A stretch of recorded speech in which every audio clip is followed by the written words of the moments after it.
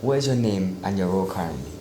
I'm Paul Regan. I'm Methodist minister based in Newham, and this church, welcome here, this is our church, where we became a hospitality centre during the period of the Olympic Games. So what was your role in the Olympic Games? So I was chairing Telco, which is the East London organisation, and we were the group that negotiated the deal with the bid team back in 2004 to make sure that the Olympics would meet the needs of local people.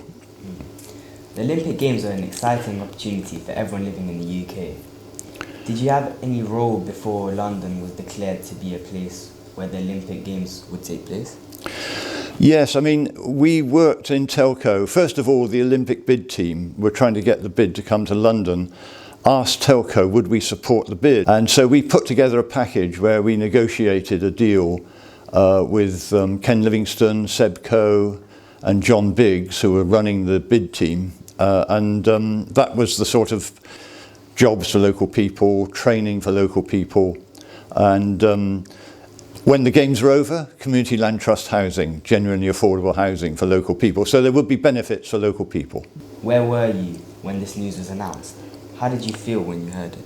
Well, it was great excitement. I mean, there was a big crowd, I think, in Trafalgar Square, where everybody was leaping up and down when they said, it's London, it's London. And we knew then that we were going to deliver the first living wage games, for instance, because that was part of the deal, that everybody would be paid a living wage. So enormous excitement, which was overshadowed the next day because of the bombing that took place in London. So there was an enormous high one day and a tremendous down the next day. Can you please tell us a timeline of events that brought change and agreement?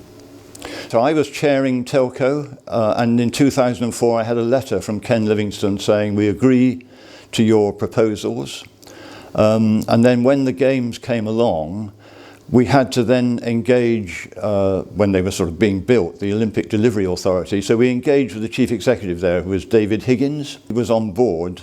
David Higgins came to all of our assemblies. He made sure the living wage was paid. He policed it. When the games were built, when the stadium was built, they then had to deliver it. So we then moved over to the Olympic Delivery Authority. And they had to deliver they were trying to recruit thousands of people to work on the games, to deliver them. And we worked very closely with the Olympic LOCOG, as it was called, the delivery company, and trained a lot of our people to get those jobs. So I think a lot of our people were volunteering, were trained by LOCOG, and that we recruited, I think if I remember rightly, 1,500 people to work on the games. And then when the games were over, the next phase was, of course, they set up the London Legacy Development Corporation, and we've had to engage with them to make sure we get the affordable housing that was promised. And that's a struggle which is ongoing. We're still waiting for the first Community Land Trust homes to be built. There's a lot of inequalities that we see every day in Newham. What are some of those that you're addressing at the moment? You're right. I mean, inequalities have actually increased, I think, since the development of the Games. So over the last 10 years, the LLDC, which was responsible for developing the Olympic Park, effectively, they've gentrified the Olympic Park. And I think the purpose of Telco was to say, we need the housing for local people, because the housing need is enormous in Newham, in Tower Hamlets, in Hackney.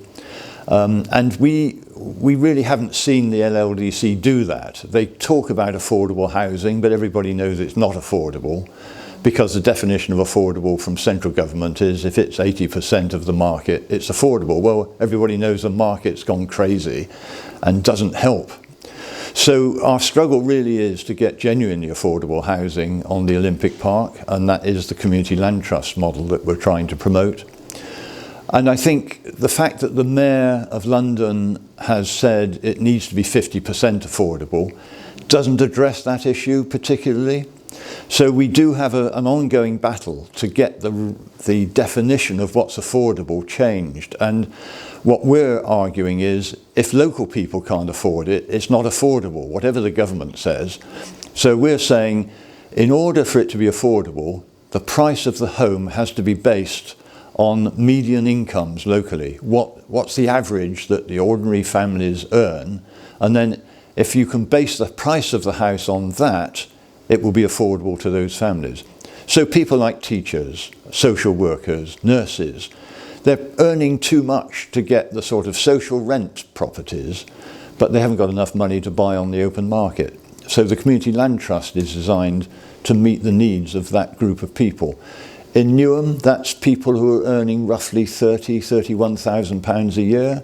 They're locked out of the open market housing, and they've got too much money to be in the social rent category, and therefore they're pushed into renting in the private sector, which is, when I say the change has happened, in the last 5 years, to buy the price of a home on the open market has gone up by 70% in the 5 years that have just gone, and to rent has gone up by 15% in the last 5 years. So you can see that the gap is widening rather than diminishing. So you're absolutely right.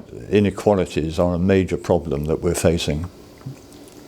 Last question. What is the message for the Mayor of Newham? I think that at this moment in time, the Mayor of Newham will get back from the Olympic Legacy Corporation the planning powers in 2 years. So in 2024, the LLDC will go out of business, the local authorities will take back control.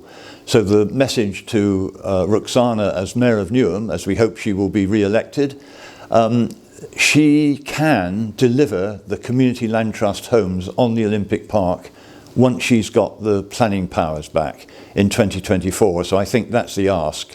Will she agree to provide at least 100 CLT homes after 2024? What was the role of Spressa and other members of Telco?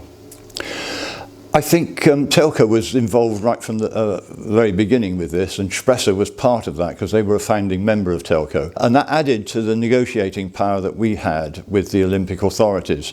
So, when we were doing the work with LOCOG, I think Lulietta was very closely involved in making sure that the training was delivered to our volunteers, and then that we were able to recruit people into the jobs I was talking about by using our churches and mosques and schools as places where people could go for their interview, but we prepared them very carefully before they went to interview.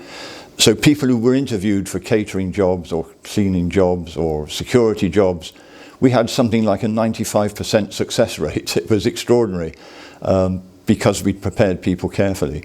And Spressa was part of that the whole way through, because I think quite a number of Spressa young people were able to get jobs on the delivery of the games. Stratford changed dramatically.